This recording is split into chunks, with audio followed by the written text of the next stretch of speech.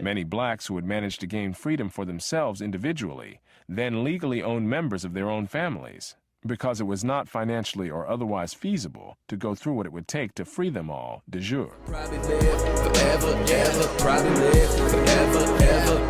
What's going on, people? It's your boy Tone, back with another video. Today we got Thomas Sowell, the truth about the American founding fathers owning slaves. Now this is something I definitely want to learn about and get more information about. So let's get into it, man. Come on. Even when private manumissions of individual slaves was legally possible, it was not wholly without its dilemmas. Modern historian David Bryan Davis denounced Congressman John Randolph for hypocrisy because Randolph publicly condemned the slave trade during a visit to England, while he himself continued to hold slaves in the United States. However, Randolph was not just speaking for public consumption in England. He said similar things both in public and in private letters to friends in the United States. Why, then, did Randolph not simply free his own slaves? This question reaches beyond one man and has implications for the whole set of contradictions which slavery presented in a free society. At a personal level, the answer was... Because from what I understand, like, freeing the slaves meant, I mean, back in those days, first of all, they didn't view slaves as human beings, right? They thought they were beneath them, below them, you know what I mean? Not equal to them as human beings, period, right? But on top of that, financially, right? So freeing a slave would mean your business, which is what it was, your business would go under. You have no workers, all right? So these people are not going to just give up their free labor. You know what I mean? That's just not going to happen. You know what I mean? So that's why it's all about money. It was all about money. And it was all about the stigma we were getting overseas by how once the media started getting a hold of, you know, footages and photos and videos of how people were being treated in America in the South. That's when the, you know what I mean, the push came to, we need to change this. We need to free up some folks, man. It's crazy. Come on. Theorist. Randolph could not simply free his own slaves legally, since he had inherited a mortgaged estate and the slaves were part of that estate. Only after he had removed both financial and legal encumbrances was freeing his slaves possible. Wow. So only once he was able to pay his debts off is he even allowed to free his slaves, because the slaves were tied in to the mortgage. Slaves were tied in to the land. Like a package, 2 for 1. Wow, that's crazy. Removed both financial and legal encumbrances was freeing his slaves possible. And only after he had made some provision for their economic viability as free people did he consider it humane. During hard economic times, Randolph wrote to a friend of more than 200 mouths looking up to me for food, and though it would be easy to rid myself of the burden, morally, it would be more difficult to abandon them to the cruel fate to which our laws would consign them than to suffer with them. Thomas Jefferson likewise owned a plantation encumbered by debt, as did many other Southerners. So emancipation of all of Jefferson's slaves was never a real possibility, though he did manage to free 9 of them. Like Burke and Randolph, Jefferson did not see slavery as an abstract issue. He saw the heavy moral stigma of slavery, but also the social dangers to flesh and blood people. He wrote in a letter, I can say with conscious truth that there is not a man on earth who would sacrifice more than I would to relieve us from this heavy reproach in any practicable way. The cession of that kind of property, so it is misnamed, is a bagatelle, which would not cost me a second thought if in that way a general emancipation and expatriation could be effected. And gradually, and with due sacrifices, I think it might be. But as it is, we have the wolf by the ears, and we can neither hold him nor safely let him go. Justice is in one scale, and self-preservation in the other.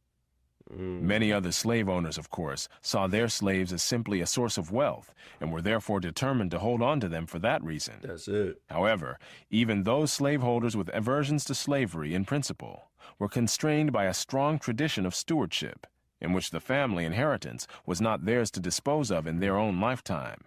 And you gotta understand, like, They were raised like that. They were raised for generations. All right, that slaves didn't mean anything. They were less. They didn't. They weren't. Their only purpose was to serve us. They were raised like that, conditioned. Their brain was like conditioned for that. You know what I mean?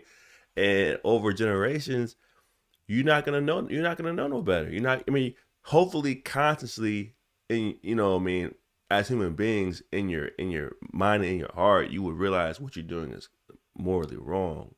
But when you're raised in that environment from birth through generations, I mean, coming from their point of view, they don't know they don't see their evils. You know what I mean? But hopefully, I mean, it's just crazy, bro.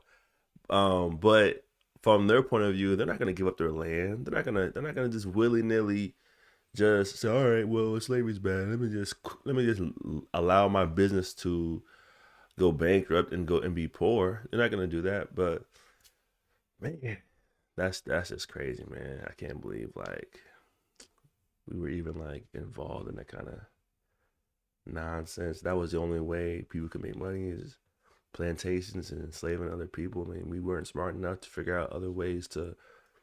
I mean, eventually we were, right? But I mean, damn. I mean, that's kind of bottom of the barrel right there. Enslaving somebody else and make somebody else do work for you for free. You know what I mean? Even though we kind of do that still with prisons. But anyway, I digress. Let's get back into it. But to pass on to others as it had been passed on to them. George Washington was one of those who had inherited slaves and, dying childless, freed his slaves in his will, effective on the death of his wife. His will also provided that slaves too old or too beset with bodily infirmities to take care of themselves should be taken care of by his estate, and that the children were to be taught to read and write and trained for some useful occupation. His estate, in fact, continued to pay for the support of some freed slaves for decades after his death. So even there, I mean, he might have waited until he died in his will, but at least he started. At least he, knew what was the up and up, and knew, what was the right thing to do there to like free these people. Not only free them, but make sure they're good. Make sure they know how to, have a job, have income, and take care of themselves. At least, minimum.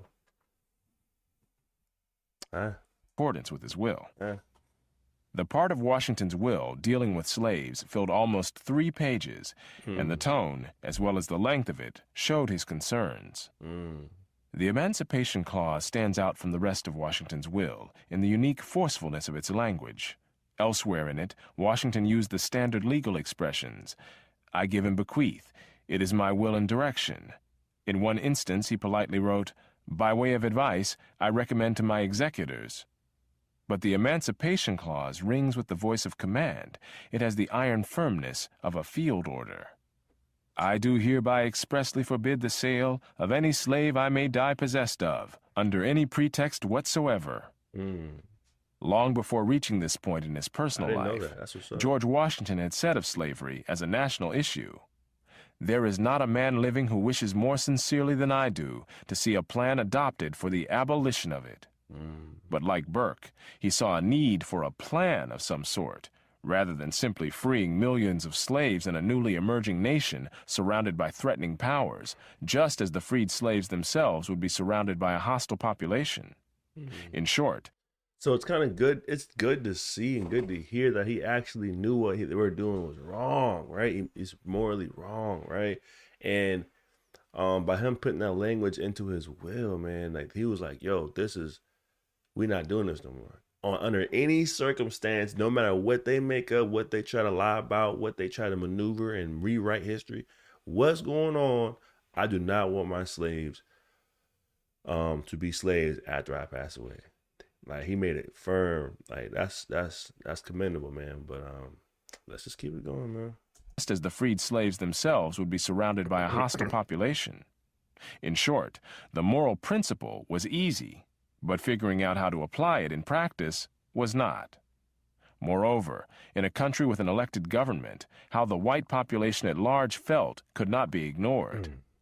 When Washington congratulated Lafayette for the latter's purchase of a plantation where former slaves could live, he added, "Would to God a like spirit would diffuse itself generally into the minds of the people of this country, but I despair of seeing it." He saw legislation as the only way to end slavery and said that a legislator who did that would get his vote. Slaves that Washington took north with him when he entered public life, he quietly left behind when he returned to Virginia after completing his terms as president. In effect, freeing them on the sly, as one biographer put it, at a time when to free them officially could have set off controversies that neither he nor the new nation needed. George Washington was, after all, trying to hold together a fragile coalition of states bearing little resemblance to the world power that the United States would become in later centuries. As a slave owner in Virginia, Washington thought of ways he might sublet much of his estate, in which his current slaves might be hired by the year as laborers by tenant farmers. He was clearly casting about for some way, as he put it in a letter, to liberate a certain species of property which I possess very repugnantly to my own feelings. But there were no takers. Washington's behavior as a slave owner is also worth noting. Beginning in the early 1770s, he rarely bought a slave, and he would not sell one unless the slave consented, which never happened. Not selling slaves was an economic loss. Slave labor on a plantation with soil as poor as Mount Vernon brought in little or nothing. The only profit a man in his position would make was by selling slaves to states where agriculture was more flourishing. Washington would not. I am principled against selling Negroes as you would do cattle at a market. From 1775 until his death, the slave population at Mount Vernon more than doubled. As Southern states in the 19th century began to tighten restrictions on the right of slave owners to free their slaves, in order to forestall the social problems that were widely feared, the laws made manumission increasingly difficult, legally complicated, and a costly process. Those slave owners who were prepared to grant manumission found it less onerous to let those who were legally their slaves simply live as de facto free persons. That's kind of like another big deal, right? Like, all right, so once you free all the slaves, right? Like, and me and my girl were talking about this, I think yesterday. She asked me a question like that, like, once all the slaves were free, like, what would they do? Where would they go? Where would they learn? Like, so hearing that this president actually tried to make sure they were well kept and they learned how to take care of themselves and they learned how to work and provide income, to a certain extent, and understood you couldn't just up and free all the slaves and then what would they do? Where would they go? Where would they eat? Kind of thing. A lot of slaves didn't know how to read. A lot of slaves didn't know how to do anything except for like servitude and work out in the fields. So the idea that the mindset of him having a plan or having an idea that it's going to take a plan was very insightful. Like looking down the line, looking at the pipeline of the future. You know what I mean? But I don't know. I mean, it had to have been very like scary times back then, man. I guess for black folk, man, because if you were a slave, then you were freed in the South. Where do you go? I mean, you can literally walk down the trailway, get snatched up by another plantation, and get put back into the rotation of being a slave again. I mean, imagine that. And that plantation might not be as nice as your boys. So those are scary times, man. And I really didn't have an answer. So I'm glad that there were people who understood that it did take a plan, and people were actually worked together to make sure some of the slaves had a decent life, to a certain extent, which is kind of crazy. Let's get back into it, y'all. In antebellum Savannah, for example, 2 of the churches in the free black community there were headed by ministers who were among the most prosperous members of that community, even though they were, legally speaking, still slaves. Many blacks who had managed to gain freedom for themselves individually then legally owned members of their own families, because it was not financially or otherwise feasible to go through what it would take to free them all de jure. What? Hold on. Then legally owned members of their own families, because it was not financially or otherwise feasible to go through what it would take to free them all de jure. Quakers also held legal titles to many slaves in their southern churches, while it was an open secret that these slaves lived free and independent lives. In the case of John Randolph, the charge of hypocrisy is hard to sustain in view of the events surrounding his death. Never married, and so without heirs to his estate, he made provision in his will, years before his death, that his slaves were to be not only freed, but provided with land in a free state, on which they might hope to live in peace and be self-supporting. In a will written a dozen years before his death, Randolph wrote, "I give and bequeath all my slaves their freedom, heartily regretting that I have ever been the owner of one." An earlier will said, "I give my slaves their freedom to which my conscience tells me they are justly entitled." That this was said by a conservative white Southerner, a bitter political opponent of the abolitionists, and a man who asserted the right of secession long before the Civil War, suggests something of the complexity of the issue confronting those who faced it directly as a human reality, rather than as an abstract question. Knowing the stringency of the laws of the South when it came to the freeing of slaves, when Randolph felt that he was dying, he summoned a doctor whom he wanted, ostensibly for medical treatment, but in fact as a white witness whose testimony would be accepted in a Southern court as to his dying wishes. Once the doctor was present, Randolph ordered his black servant not to let the doctor leave the room until he, Randolph, was dead, so that there would be no legal question about what he had done. This was the scene. Randolph was propped up in the bed with pillows at his back. With his last remaining strength, eyes flashing, he pointed his long, bony index finger at the assembly. "I confirm all the directions in my will respecting my slaves and direct them to be enforced, particularly in regard to a provision for their support." Raising his arm as high as he could, he brought it down with his hand open on Johnny's shoulder. "Especially for this man." He then asked whether each of the witnesses understood him. Immediately, Randolph's keen, penetrating gaze clouded, his mind gave way, and he slumped down. Randolph's will provided money to purchase land for his freed slaves. So again, man, it's good to hear. It's good to see. I mean, to be honest, you guys, I didn't know any of this information right here. So it's good to see that some people, some presidents back then, understood that fundamentally, ethically, morally, what's the idea of slavery is terrible, bro. And even right here in this little scene, he has to make sure his words are clear and concise, because if the doctor comes out the room and says something completely opposite, they're gonna take the word of the doctor over the slave. If the doctor come out the room and says, "Hey, he still wants slaves to be yada yada yada," people are gonna hold that to standard, because they're not gonna believe what a slave says over a doctor. And that's the importance of the folks standing around him and making sure they're there to his last breathing breath. And think about the mentality you have to know that that's what you have to do, because that's the environment you're in. And if somebody doesn't want that to happen, they can simply just walk in there and listen, come out there and rewrite history. Rewrite it. Just say you said something completely different and walk out the room. Now your slaves are still all slaves. Simple as that. This is heavy, man. Free state, in order to give them a chance to be self-supporting as free people. But even in the free state of Ohio, the opposition of local whites made it impossible for them to live on the land he had provided. Look at that. The racial animosity that he had feared from the beginning would blight their chances was rampant even in the North.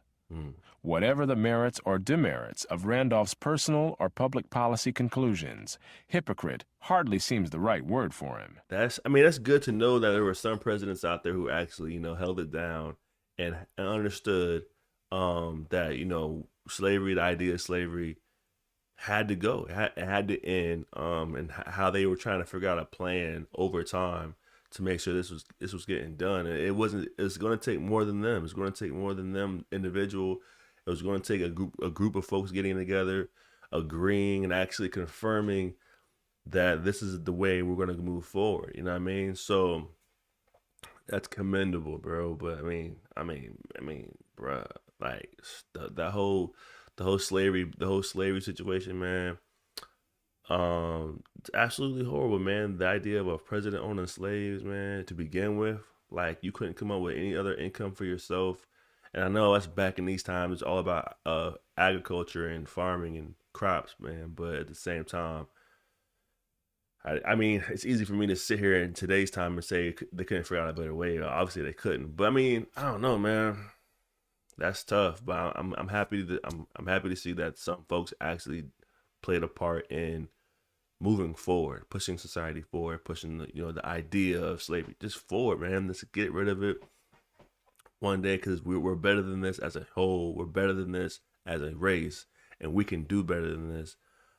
As far as business practices, you know what I mean? So that's all I got, you guys. Make sure you guys comment down below. Another one of Thomas Sowell's headers, man. Another great information. A lot of information in there I absolutely didn't know, especially about the presidents, man. I honestly thought we were gonna walk in here and be like, oh, they own a whole bunch of slaves, yada yada yada. They didn't care. They didn't really care. But to know that they actually did care to a certain extent, to put it in the will, that's dope. Until next time, you guys. If you guys want some more Thomas Sowell, make sure you guys hit me with a like down below. And until next time, y'all be easy out there. Peace. If I should die at a young age, I thank the Lord for giving me a break. If I should die at a young age, I thank the Lord for giving me a break. Cause I'll probably live forever, ever, probably live forever, ever, probably live forever, ever, I'll probably live forever.